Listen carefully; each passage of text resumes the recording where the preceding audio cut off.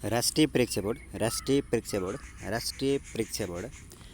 प्रशासन सहायक प्रथम पत्रमा सोधिने वस्तुगत नमुना प्रश्नोत्तरको साथमा उपस्थित भइसकेको छु।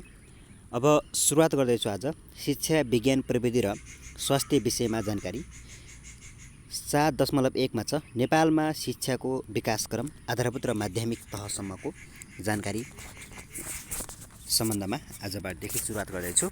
अब सुरुवात गरौँ आजको विषयवस्तुबाट।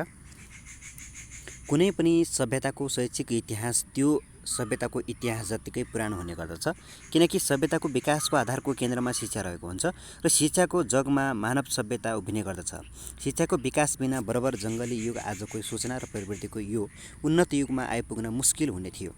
शिक्षाले जागृत गर्ने चेतना र उक्त चेतनाले खोज्ने विकास र प्रगतिको कारणै मानव सभ्यता दिनानुदिन समृद्ध हुँदै गइरहेको छ। यसरी शिक्षा र मानव सभ्यताको विकास सँगसँगै सुरु भएको पाइन्छ। नेपालमा वैदिक कालदेखि शिक्षाको प्रारम्भ भएको इतिहास पाइन्छ। उक्त शैक्षिक इतिहासलाई बुदागत रूपमा निम्न अनुसार प्रस्तुत गरिएको छ।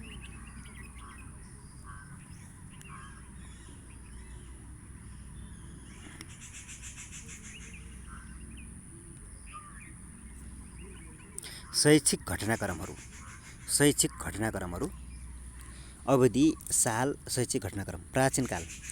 प्राचीन कालमा वैदिक शिक्षा प्रणाली प्रचलित थियो। वैदिक शिक्षामा गुरुकुल, ऋषिकुल, देवकुल तथा पितृकुल प्रणालीहरू प्रचलित थिए। गुरुकुल प्रणाली अङ्ग्रेजी शिक्षा प्रणालीको प्रारम्भसम्म पनि कायम रहेको थियो। प्राचीन कालमा श्रीरामले गुरु वशिष्ठद्वारा कौरव र पाण्डवहरूले महर्षि द्रोणाचार्यबाट, कृष्ण र सुदामाले सान्दीपनीबाट शिक्षा प्राप्त गरेका थिए। उपनयनपछि बटुकहरू मातृदेवो भव, पितृदेवो भव, आचार्य देवो भव जस्ता निर्देशनहरू पालना गरी विद्या आर्जन गर्नमा प्रयत्नशील हुन्थे। श्रवण, मनन, व्याख्या, प्रदर्शन, छलफल आदिको माध्यमबाट शिक्षण हुन्थ्यो। विद्यार्थीको चारित्रिक गतिविधि, सामूहिक परीक्षातर्फ धर्म र दर्शनको बारेमा छलफल र बहस तथा शास्त्रीय विधिद्वारा परीक्षा लिइन्थ्यो। अध्ययन समाप्त गरेपछि वेद तथा विभिन्न शास्त्रका विद्वानहरूको विद्वत्त्व सभालाई आफूले आर्जन गरेको ज्ञानसिपशील स्वभाव र शास्त्रले सन्तोष गराउन सकेकोमा उनीहरू विद्यामा स्नातक हुन्थे। त्यसबेला अष्टकलशले स्नान गराई स्नाको उपाधि प्रदान गर्ने परम्पराकै रूपमा आजभोलि पनि दीक्षान्त समारोह गरिन्छ। वैदिक शिक्षामा ब्राह्मणहरूलाई वैदिक संहिता, वेद, वेदाङ्ग, दर्शन, नीतिशास्त्र, ज्योतिष र आयुर्वेदिक, मीमांसा, व्याकरण, न्याय, श्रुति, स्मृति आदि विषयहरू अध्यापन गराइन्थ्यो। कर्मकाण्डको ज्ञान र सिप हासिल गराउने र प्राणायाम तथा व्यायामको अभ्यास पनि गराइन्थ्यो। क्षेत्रीयहरूलाई धनुष बाण जस्ता शास्त्र सञ्चालनको सिपको साथै रणनीति, अर्थशास्त्र, दण्डनीति जस्ता विषयहरूमा ज्ञान दिइन्थ्यो। वैश्यहरूले कृषि, पशुपालन, व्यापार आदिमा दक्षता हासिल गर्नुपर्दथ्यो। पढाइ संस्कृत भाषामा हुने गरेको। वैदिक शिक्षामा नारीहरूलाई पनि प्राप्त हुने र उनीहरूले पनि वेदको अध्ययन गर्न सक्ने कुराको पुष्टि त्यसबेला मैत्रेयी, गार्गी जस्ता विदुषीहरू रहेको तथ्यबाट हुन जान्छ। वेदको अध्ययनपछि सन्यास लिने महिलालाई ब्रह्मवादिनी र गृहस्थाश्रम प्रवेश गर्ने महिलालाई सद्बोध भनिन्थ्यो। बौद्ध धर्म दर्शनको प्रतिपादनपछि बिहार, गुम्बा र भिक्षुहरूमा सङ्घहरू शिक्षा दीक्षाको केन्द्रमा रूपमा स्थापित भए। बिहार र गुम्बामा प्रदान गरिने बौद्ध शिक्षा गुरुकुलभन्दा सङ्गठित रहेको देखिन्छ। प्राचीन नेपालका भृङ्गी, खजुरिया र गुम्बा बिहार बौद्ध धर्मका केन्द्रका रूपमा रहेका र त्यहाँबाट शिक्षा दीक्षा दिने गरेको पाइन्छ। बौद्ध शिक्षा बुद्धका उपदेश तथा बौद्ध दर्शनमा आधारित थियो।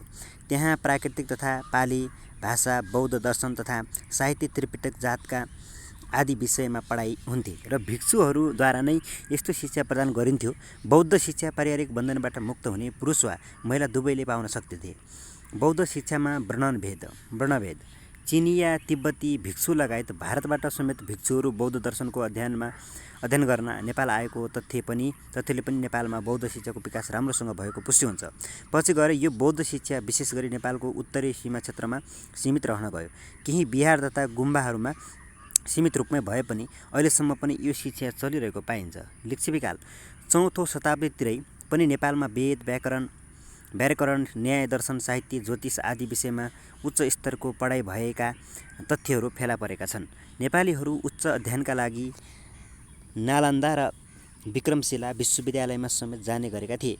लिच्छवी कालको प्रशासनमा शैक्षिक क्षेत्र हेर्ने प्रशासनको अङ्ग अग्रहार थियो। 7औं शताब्दीको सुरुतिर राजा अंशुवर्माले शिक्षा आर्जनका लागि शैव, वैष्णव र बौद्ध सम्प्रदायमा शिक्षण संस्थालाई वर्गीकरण गरी भिन्न भिन्नै शिक्षा दिने प्रबन्ध गरेका थिए। 9औं शताब्दीमा मगध राज्यको विक्रमशिलामा गई 2 जना नेपाली विद्वानहरूले पढाइ कार्य गरेका र संस्कृतिका विभिन्न विद्वानहरू वाराणसी, नवद्वीप र मिथिलासम्म पुगेका तथ्य पाइन्छन्।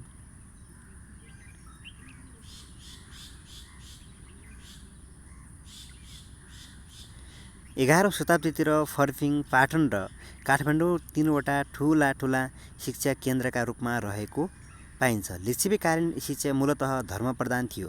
शिक्षाको माध्यम संस्कृत भाषा भएको पाइन्छ।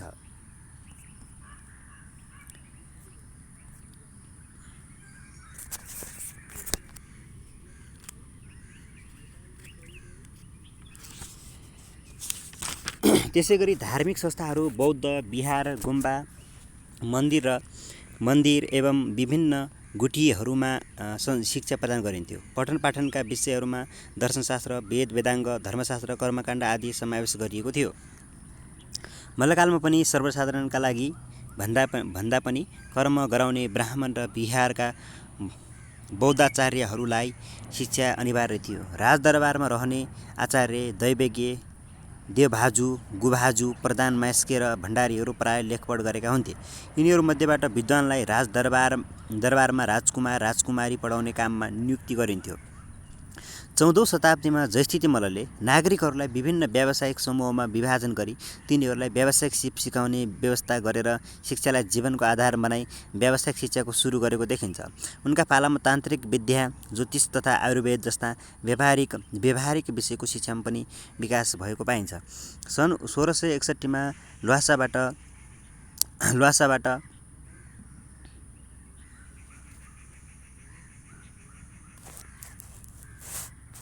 ल्वासाबाट कुती भन्ज्याङको बाटो हुँदै नेपाल पसेका इसाई पादरी डोरबिल र उनका सहयोगीहरू काठमाडौँ भक्तपुरमा सार्वजनिक शिक्षाको साथै इसाई धर्म प्रचार गर्दथे।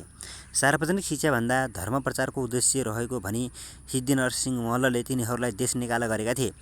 उनले नै धार्मिक संस्था र तिनीहरूको प्रमुखबाट शिक्षा दिने कार्य बन्द